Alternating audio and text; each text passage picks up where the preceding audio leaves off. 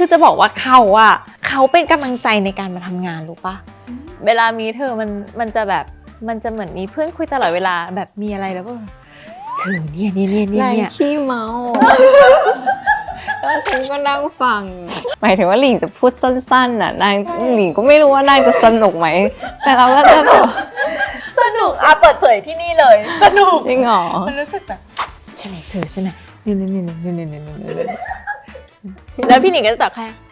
อ๋อเหรอ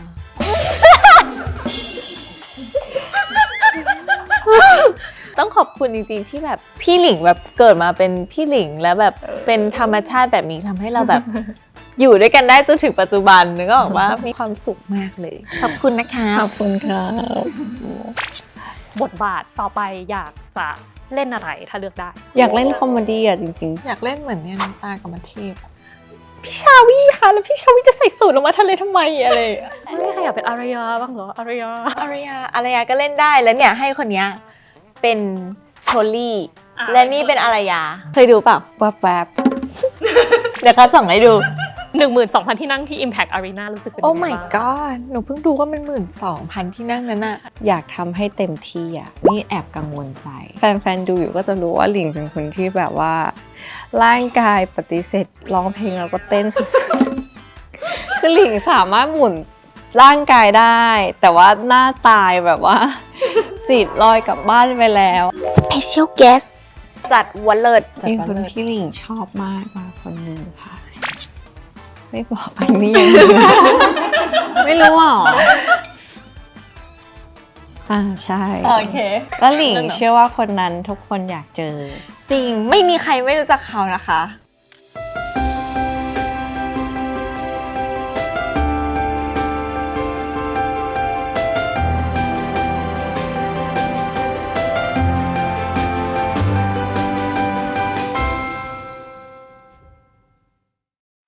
สวัสดีค่ะ Series Society อยู่กับลิงหนิงควองค่ะออมกนภัทรนะคะจากซีรีส์เพียงเธอค่ะวันที่หลังกล้องหน้าชื่นตาบานมากที่สุดเทปหนึ่งจริงคนชอบหลิงออมกันเยอะมากเลยขอบคุณค่ะคำถามแรกเลยเพียงเธอมาถึงโค้งกลางๆท้ายๆแล้วรู้สึกยังไงบ้างคะรู้สึกเวลามันผ่านไปไวมากจากถ่ายทำตั้งแต่ก่อนเวิร์กช็อปถ่ายทำแล้วก็จนถึงตอนนี้ก็ใกล้จะจบแล้วก็รู้สึกว่าแอบใจหายนิดนึงแล้วก็รู้สึกดีใจมากค่ะที่แฟนๆสนับสนุนเพียงเธอด้วยก็ต้องขอบคุณทุกคนนะคะใช่ค่ะขอบคุณจริงๆนะคะสำหรับออมก็รู้สึกว่าก็จริงเวลามันผ่านมาไวมากแล้วเราก็ได้เห็นแบบฟีดแบ็กเห็นอะไรอย่างนี้ของแบบแฟนๆเยอะมากก็ต้องขอบคุณแฟนๆที่ซัพพอร์ตแล้วก็ติชมอะไรอย่างเงี้ยค่ะขอย้อนกลับไปโมเมนต์แรกที่เราเริ่มต้นอาชีพนี้หน่อยมันมีโมเมนต์ไหนที่เราเป็นนักแสดงมาแล้วเรารู้สึกว่าเฮ้ยโมเมนต์นี้ทำให้เรารู้สึกว่าเราหลงรักการแสดงอะมีไหมคะถ้าย้อนกลับไปตอนแรกๆเลยอะที่ทำให้หลิงหลงรักการแสดงคือตอนที่ยังไม่เริ่มถ่ายละครเป็นช่วงที่มาเขาเรียกว่ามาเทรนไหมหรือว่าเป็นเวิร์กช็อปอะไรเรียน acting class ของช่องใช่เขาก็จะจับนักแสดงเพิ่งเซ็นเขาจะมาจับด้วยกันมาเรียนด้วยกันแล้วหลิงก็รู้สึกว่าการที่เห็นคนอื่นแสดงออกมาโดยที่เราอยู่ข้างหน้าเรามองอะเรารู้สึกว่ามันมีเสน่ห์มากเลยอะใช่แล้วบางอย่างที่เราทำไม่ได้อะแล้วเรารู้สึกว่ามันท้าทายแบบเขาทำได้ยังไงอะมันก็เป็นเสน่ห์อย่างหนึ่งที่ดึงดูดหลิงไปว่าฉันอยากทำให้ได้แบบนั้นใช่ค่ะแล้วมีจุดที่รู้สึกว่าเราทำได้แบบนั้นส่งไปอย่างที่เราต้องการได้หรือยังคะตอนนี้ก็มีค่ะแต่ว่าสำหรับหลิงก็ยังรู้สึกว่ายังมีหลายอย่างที่ยังท้าทายสำหรับหลิงมากค่ะอ๋อค่ะคือจริงๆก่อนที่ออมจะมาเซ็นช่องออมเคยเล่นซีรีส์มาเรื่องนึงแล้วเหมือนตอนนั้นเราก็ไม่รู้เลยว่าแบบวงการบันเทิงมันเป็นยังไงอะไรเงี้ยถึงแม้ว่าเราจะโตมากับแม่ก็ตามเราก็ไม่เคยได้ไปกับแม่อะไรอย่างงี้เนาะแต่หมายถึงพอมันเวิร์กช็อปพอมันสนิทกับคนในกองอะไรอย่างเงี้ยแล้วพอเราได้แบบลองแสดงดูจริงๆอ่ะคือมันเร็วมากทุกอย่างเกิดขึ้นเร็วมากอ่ะซีรีส์เรื่องแรกของออมอ่ะ ออมก็เลยรู้สึกว่าเฮ้ยพอเล่นแล้วมันแบบมันสนุกอะมันเหมือนแบบต่อไปจะมีอะไรนะอะไรประมาณนั้นมันเลยเป็นแบบเหมือนโกประจำวีคอะว่าแบบวีคนี้ฉันจะไปถ่ายละคร3 วันที่หัวหินฉันมีความสุขอย่างเงี้ยนึกออกปะคือเรื่องแรกไปถ่ายต่างจังหวัดอะไรเงี้ยก็รู้สึกว่ามันคือความชอบอะตอนนั้นอะมันก็เลยแบบน่าจะเป็นเพราะสิ่งเนี้ยได้เริ่มทำแล้วก็รักมันอะไรเงี้ย บางคนอาจจะมองว่าแบบความสำเร็จของหลิงออมอ่ะมันมีความชั่วข้ามคืนนิดนึงอยู่ดีๆเราก็แบบเหมือนหันมาอีกทีเราก็เห็นหน้าบิลบอร์ดแบบเต็มไปหมดแล้วแต่ถ้าเกิดใครดูละครมาก็จะเห็นว่ามันจะมีโค้งที่แบบอย่างออมมีช่วงหนึ่งที่เราเปิดช่อง3แล้วเราเห็นหน้าออมเรื่อยๆทุกเรื่องเลยอะ ส่วนพี่หลิงก็จะแบบในละครเย็นเล่นเป็นแบบมักกะลีนู่นนี่นั่นอะไรอย่างเงี้ยแล้วก็เป็นนักแสดงไม่ถนัดภาษาไทยที่เล่นละครย้อนยุคเยอะมากๆคนนึง ใช่ อยากให้เล่าถึงแบบเหมือนความพยายามกว่าแบบดักแด้จะเป็นผีเสื้อเหมือนที่เห็นทุกวันนี้หน่อยได้ไหมคะ อุ้ย ได้ค่ะ อันนี้มีคำตอบอันนี้มีคำตอบอันนี้ไม่แบบไม่เบลอ อันนี้คิดมาจากบ้านแล้ว ไม่ใช่แต่ว่าแบบเหมือนมันเป็นสิ่งที่เคยคิดมั้ง อ๋อ คือจากดักแด้มาเป็นผีเสื้อจะบอกว่าทุกอย่างมันจะเกิดขึ้นเร็วมากเลยอะแล้วเราแทบไม่ทันคิดอะไรเลยอะไรอย่างเงี้ยเราแค่โฟกัสกับงานที่เราได้รับมาให้แบบให้ดีที่สุดเต็มความสามารถเราที่สุดที่แบบ physically และ mentally เราจะรับได้นึกออกไหมแล้วก็รู้ตัวอีกทีก็ได้รับโอกาสจากผู้ใหญ่แล้วก็ปึ้งแบบเป็นอย่างที่พี่เล่าอะมันเร็วมากเลยอะสำหรับหลิงเนาะค่ะเส้นทางของหลิงก็จะแปลกๆหน่อยแบบเดินทางมาไกลจากที่บ้านเกิดแล้วก็บินมาได้ยังไงก็ไม่รู้แล้วก็อยู่ต่างจังหวัดด้วยก็เดินทางมากรุงเทพหลิงว่าถ้าไม่ได้มีโอกาสหลิงก็คงไม่ได้มาอยู่กรุงเทพแล้วก็ไม่ได้เป็นนักแสดงหลิงว่าเส้นทางนั้นมันยาวมากเลยนะคือตั้งแต่ก่อนจะมาเล่นละครหลิงเรียนภาษาไทยหนักมากแล้วก็เรียนการแสดงหนักด้วยละครของไทยมันมี culture ที่อยู่ในนั้นมีซับที่อยู่ในคำพูดอะไรอย่างเงี้ยหลิงใช้เวลาเรียนรู้แต่ละเรื่องแต่ละตัวละครค่อนข้างที่จะนานมากวิธีการทำงานหลิงมองว่ามันไม่ได้แบบว่าวุบวับชั่วข้ามคืนขนาดนั้นพอเสร็จตัดเดี้ยอะไรนะตัดแด้อะไรนะ ดักแด้คือหนอน ดักแด้หนอนผีเสื้อ ไอ้หนอนของหลิงหลิงเป็นหนอนอยู่นานมากๆ เนี่ยจนถึงตอนนี้จริงๆเราก็ยังไม่ได้มองว่าตัวเองเป็นผีเสื้อนะใช่ก็ยังมองว่าตัวเองเป็นหนอนอยู่ แต่เป็นหนอนที่โตขึ้นมา ใช่อาจจะอ้วนขึ้นมาหน่อย จากเล็กๆอ้วนขึ้นมาหน่อยคือหลิงก็ยังคงซึมซับอะไรต่างๆจากคนที่ทำงานจากรอบข้างอะไรอย่างเงี้ยอาจจะเห็นบิลบอร์ดอะไรต่างๆก็จริงแต่หลิงก็ยังไม่ได้มองว่าตัวเองเป็นผีเสื้อขนาดนั้นใช่ งั้นถ้าเกิดใครอยากเห็นพี่หลิงเป็นผีเสื้อก็ต้องติดตามดูต่อไป ใช่ แต่ว่าเห็นด้วยกับพี่หลิงงั้นขอตอบว่าตัวเองก็ยังไม่รู้สึกว่าตัวเองเป็นผีเสื้อเหมือนกันแต่หมายถึงแบบแค่ผ่านอะไรมาเยอะ แต่ว่ายังไม่ได้รู้สึกแบบคือเราสามารถเติบโตได้อีกอะไรอย่างเงี้ยในความรู้สึก แน่นอนว่าชื่อเสียงมาพร้อมความคาดหวังเนาะมันมีความคาดหวังที่เรามีต่อตัวเอง ความคาดหวังที่คนอื่นมีกับเรา มุมมองต่างๆ ที่เข้ามาหาเราอย่างเงี้ยค่ะเรา manage สิ่งเหล่านั้นยังไงให้เราแบบยังมีความเป็นตัวเองแล้วมีความเป็นตัวตนของเราอยู่ ทำให้เต็มที่จริงๆแบบออมเป็นคนที่ไม่ค่อยขีดเส้นอะไรเลยไม่ว่าจะเป็นแบบเป้าหมายหรือแบบการทำงานอะไรคือไม่มีขีดเส้นอะไรเลยเพราะฉะนั้นแบบคาดหวังหรอคนอื่นเขาคาดหวังก็เราทำหน้าที่ของเราให้เต็มที่ที่สุดเท่าที่ได้รับมาอะไรอย่างเงี้ยแล้วถ้าผลมันจะออกมาเป็นยังไงออมก็รู้สึกว่าเรา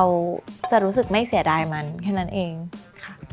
จริงๆหลิงก็ไม่รู้ว่าคนอื่นคาดหวังอะไรหลิงจากหลิง มันไม่รู้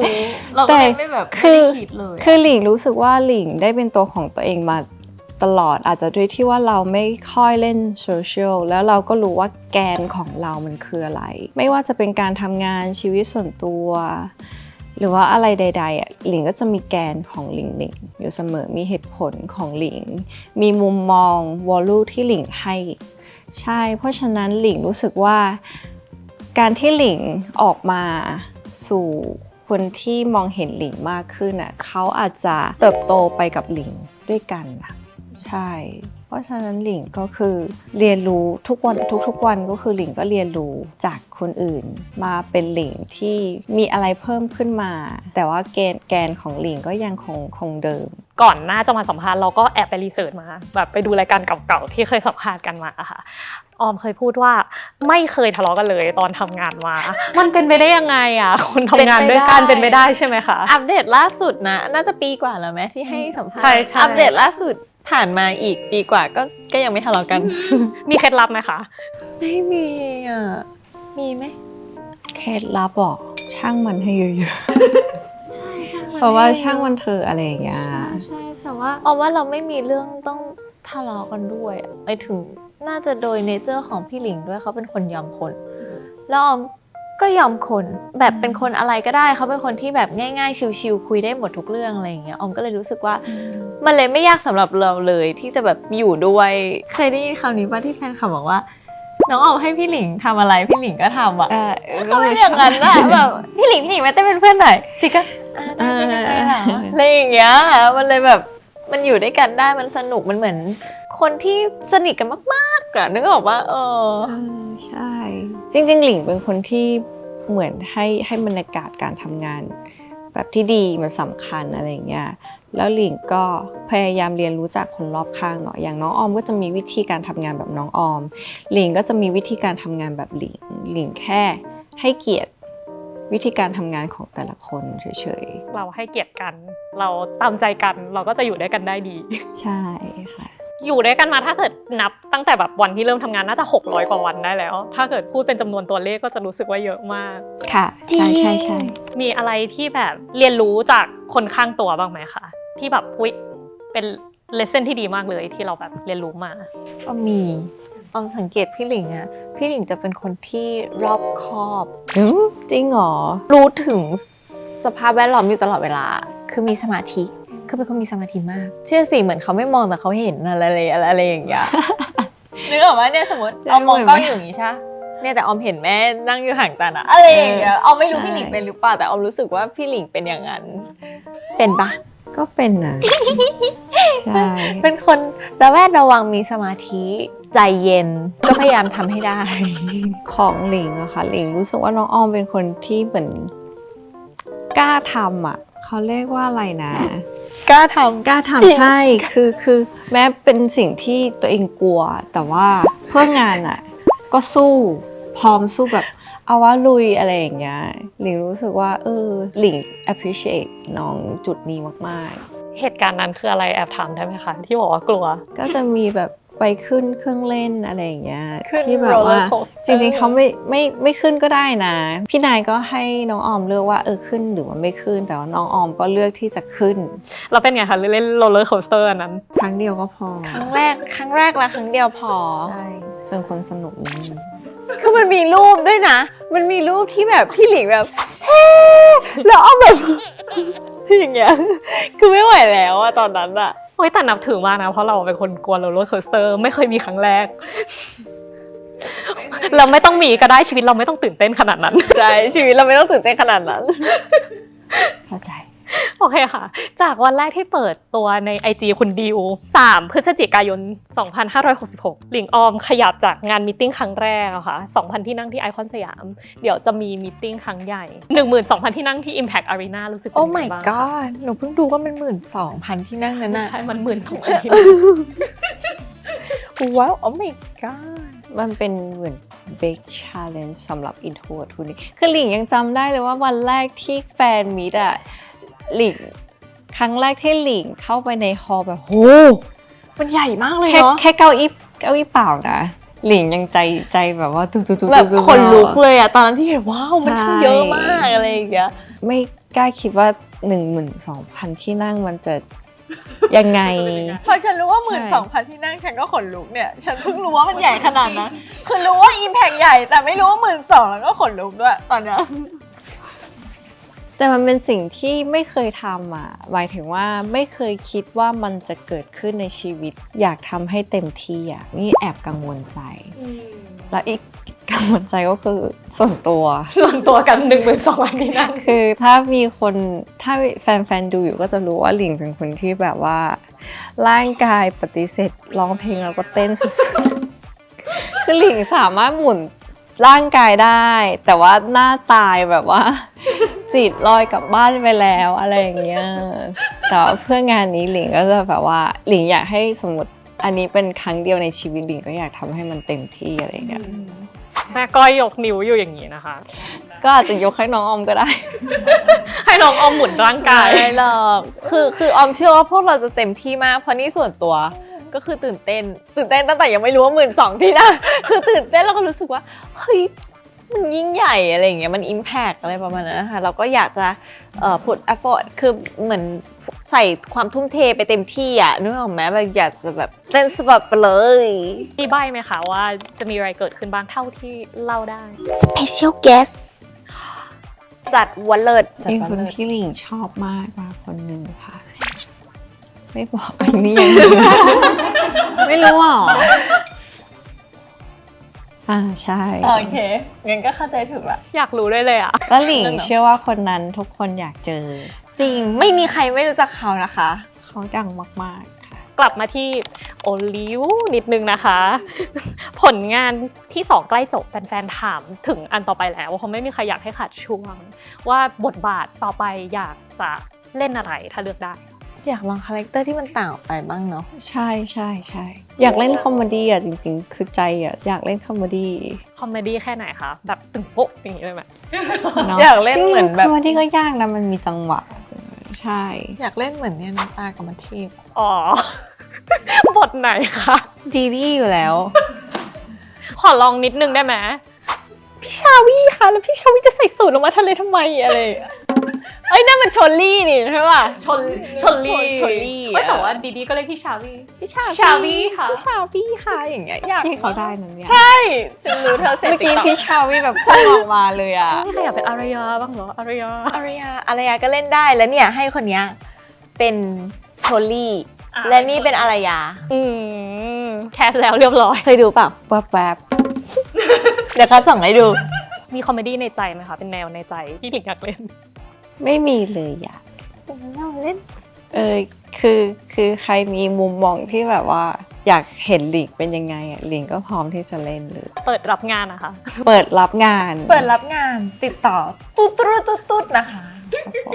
การเป็นนักแสดงมันจะมีคำพูดเสมอว่ารักษาทั้งฝีมือและ reputation ของตัวเองอ่ะมันเป็นเรื่องยากกว่าที่จะได้มันมาอะไรเงี้ยเรามี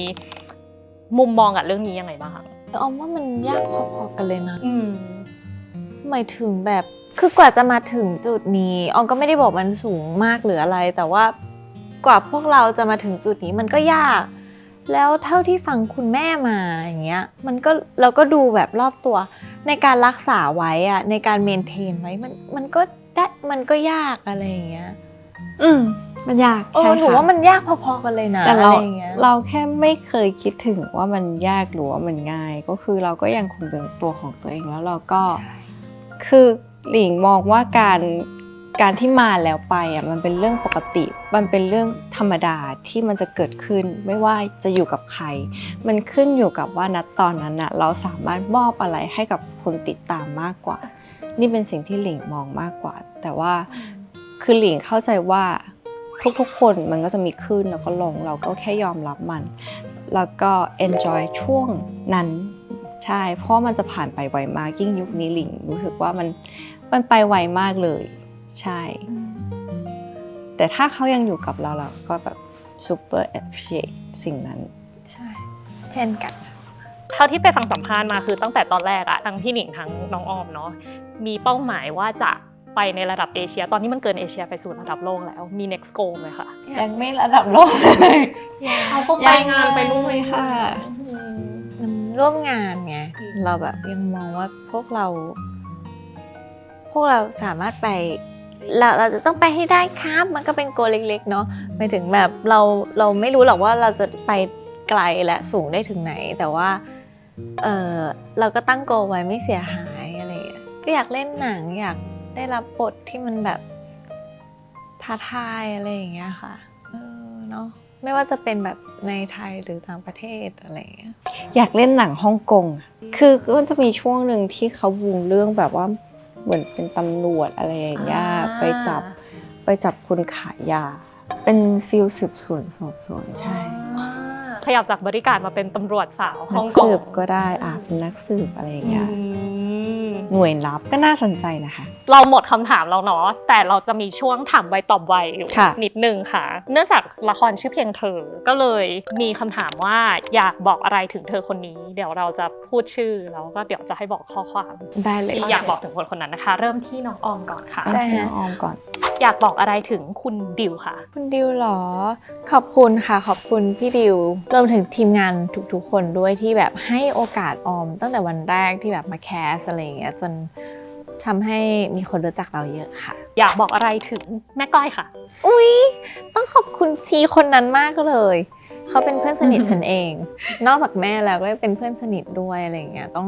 ถ้าไม่มีเขาก็อาจเกิดอาการแบบ mentally breakdown อะไรอย่างเงี้ยในบางครั้งหมายถึงมันเป็นเรื่องปกติเนาะสำหรับมนุษย์อะไรอย่างเงี้ย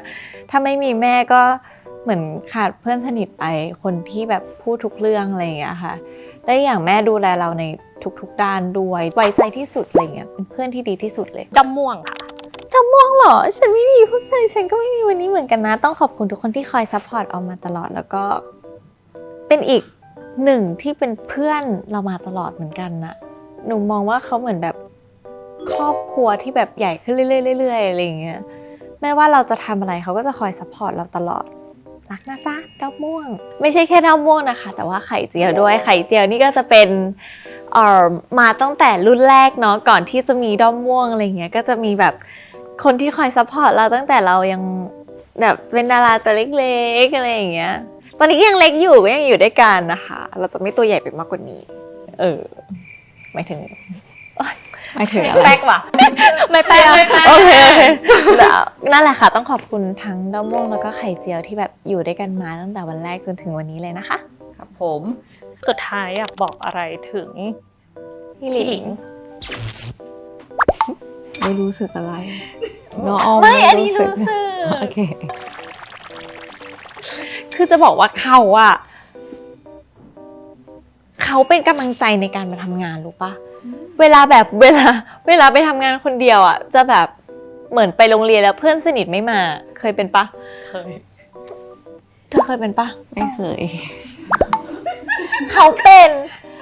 นแบบสังคมอ่ะแล้วแบบแล้วเวลาทำงานคนเดียวเขาจะแบบเหงาเหมือนไม่มีคนคุยด้วยอ่ะ อ๋อ แล้วแบบเวลามีเธอมันจะแบบมันจะเหมือนมีเพื่อนคุยตลอดเวลาแบบมีอะไรแล้วก็เธอเนี่ย นายขี้เมาแล้วฉันก็นั่งฟัง นึกออกใช่ไหม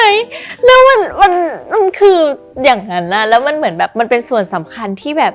ในการที่คนเรามันมี motivation บางอย่างอ่ะมันเป็นสิ่งที่ดีต่อการทำอะไรสักอย่างอ่ะแล้วแบบ motivation ของการทำงานเราคือแบบไปหาพี่หลิงไปเมาดีกว่าอะไรอย่างเงี้ยนึกออกว่ามันสนุกอ่ะไม่ว่าจะเรื่องอะไรเราก็จะแบบคุยกับเขาอ่ะมันสบายใจต้องขอบคุณ หลิงแต่ว่าหลิงไม่ค่อย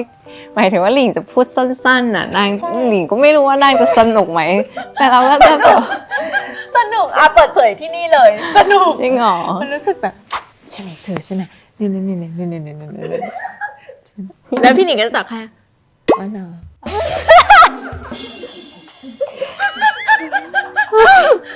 ใช่ จริงปะเนี่ยเล่าให้พี่ฟังหน่อยสิอย่างเงี้ยพี่หนิงว่าอย่างเงี้ยนั่นแหละต้องขอบคุณจริงๆที่แบบพี่หลิงแบบเกิดมาเป็นพี่หลิงแล้วแบบเป็นธรรมชาติแบบนี้ทำให้เราแบบ อยู่ด้วยกันได้จนถึงปัจจุบันนึกออกว่ามีความสุขมากเลยขอบคุณนะคะ ขอบคุณครับตลกอ่ะค่ะ สุดท้ายของ สุดท้ายสำหรับน้องออมนะคะ มีอะไรอยากบอกถึงตัวเองไหม เอ้ยไม่ถนัดเลยอ่ะไม่พูดได้ปะ ได้ ก็โอเคแบบว่าโอเคจะดูแลตัวเองดีๆจุ๊บๆรักออมแล้วจ้าไม่พูดหรอกตื่นเลยค่ะ โอเคค่ะ ข้ามไปที่พี่หลิง มีอะไรอยากบอกถึงคุณดิวไหมคะ พี่ดิวเหรอ ก็ขอบคุณที่เอ็นดูหลิงคือจริงๆต้องบอกว่าพี่ดิวเหมือนมัมมี่อีกคนนึงเลยที่ดูแลหลิงอะไรเงี้ยเอ็นดูหลิงตลอดแบบว่าชอบพูดเนี่ยพี่ยังจำตอนที่หลิงอะไปนั่งมอเตอร์ไซค์ไปทำงานตลอดเลยนะแล้วหลิงก็รู้สึกว่าประทับใจพี่ดิวมากๆไม่ใช่แค่กับหลิงนะเขาแบบเหมือนใส่ใจทุกคนเด็กทุกคนที่อยู่ในช่องชายก็รู้สึกว่าขอบคุณครับพี่ดิว ค่ะ คนต่อมานะคะอยากบอกอะไรถึงพี่แหม่ม พี่แหม่มพี่แหม่มแข็งแรงมากเลยอะ แล้วต้องขอบคุณพี่แหม่มคือพี่แหม่มจะเป็นคนที่เหมือนคอยอยู่ คือเห็นอย่างนี้พี่แหม่มเขาแข็งแรงมากจริงๆอะ พี่แบบแอบมองอยู่ตรงนั้น ใช่พี่แหม่มอยู่แล้วเขาแข็งแรงมากเขาเป็นคนที่สามารถแบบว่าเขาเป็นคนที่หลิงว่าถ้าหลิงอะเป็นบริษัทละหลิงก็อยากได้คนแบบพี่แหม่มมาทำงานในบริษัทหลิงควองอะไรอย่างเงี้ย พี่แหม่มกรีดเลือดออกมาเป็น3 สีทั้งสาม หลิงยังจำเหตุการณ์หนึ่งที่แบบตอนนั้นอยู่เวียดนามเหมือนพี่แหม่มโดนคือใครๆก็ตามที่โดนกาดดันอะหลิงไม่เคยเห็นใครสักคนที่สามารถเด้งกลับมาได้ พี่แหม่มเป็นคนเดียว คือเป็นคนที่แบบว่าหลิงไม่ห่วงเลยใช่แล้วเขา อ ก็ ยู่ได้แน่นอน เขาแข็งแรงมากแล้วหลิงก็รู้สึกว่าพี่แหม่มดูแลหลิงดีมากเลยก็ต้องขอบคุณพี่แหม่มมากๆนะคะ แล้วก็ขอให้สุขภาพแข็งแรงอยู่กับหลิงตลอดไปนะคะ โอ้ยน้ำตาไหลเพราะว่าตอนแรกที่พูดพี่แหม่มเป็นคนแข็งแรงมากคิดว่าแบบจิตใจแข็งแรงของไม่ physically she's strong bro physically strong ใช่เพราะว่าหลิงจะเป็นคนที่ห่วงคนรอบข้างอะไรอย่างเงี้ยไม่ว่าจะใครที่แบบกลุ่มเดียวกันที่ไปด้วยอะไรเงี้ยหลิงจะมีความ awareness แล้วหลิงรู้สึกว่าคนนี้แหละผู้จัดการหลิง เขาแข็งแรงมาก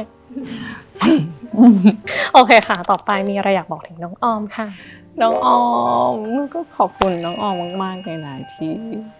หลิงก็รู้สึกเช่นกันที่ทำงานกับน้องออมสนุกมากมันก็จะมีวันที่แบบว่าสมมติออกอีเวนต์เดี่ยวหรือว่าออกอีเวนต์คู่มันก็จะมีความรู้สึกที่ต่างกันเวลาออกอีเวนต์คู่ก็จะรู้สึกว่าเหมือนมีสีสันขึ้นมา ใช่เหมือนน้องออมก็เป็นอีกเฉดหนึ่งที่เพิ่มเข้ามาในชีวิตของหลิง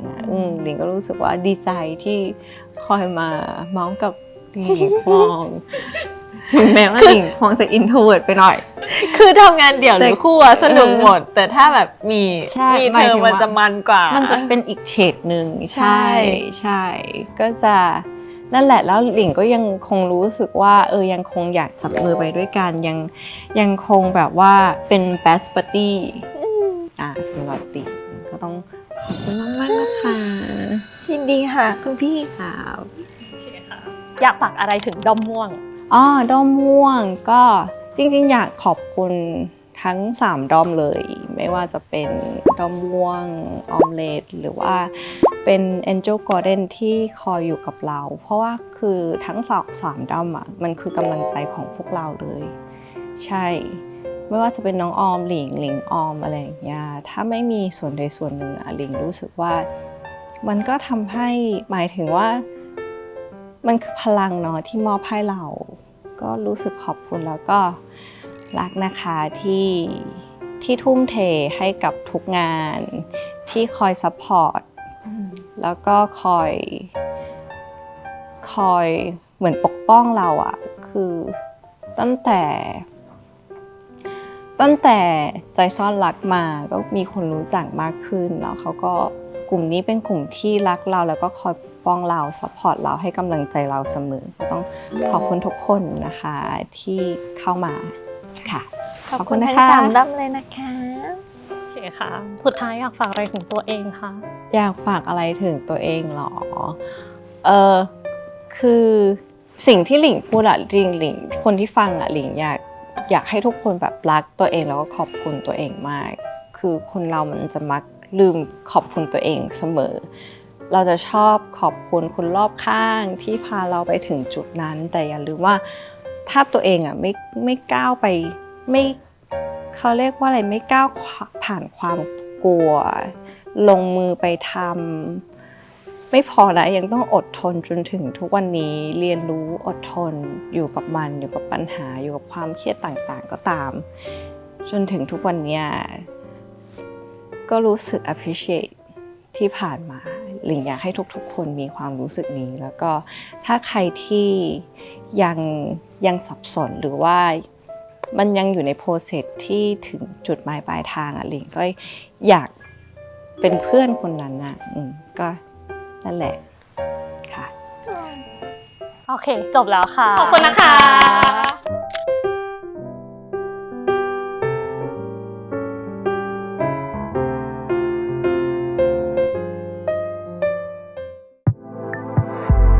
สำนักข่าว Today Make Tomorrow Today